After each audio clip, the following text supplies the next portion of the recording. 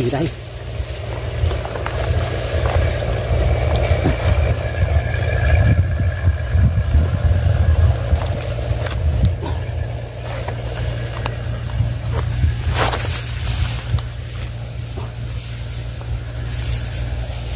Ôi,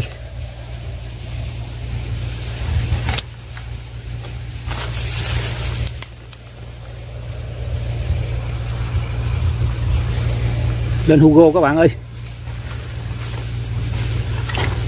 Ôi quá sáng khủng, cá khủng rồi các bạn ơi. Đây.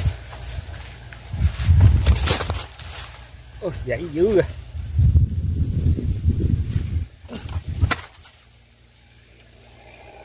Đây ghê gớm cá. À. Quá xa rồi. À. Quá khủng rồi, để mình gỡ các bạn ơi.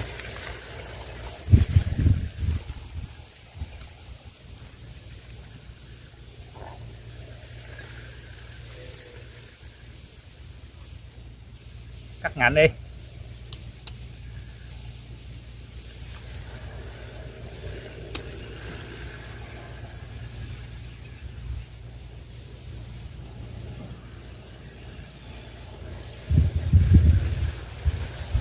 Đây.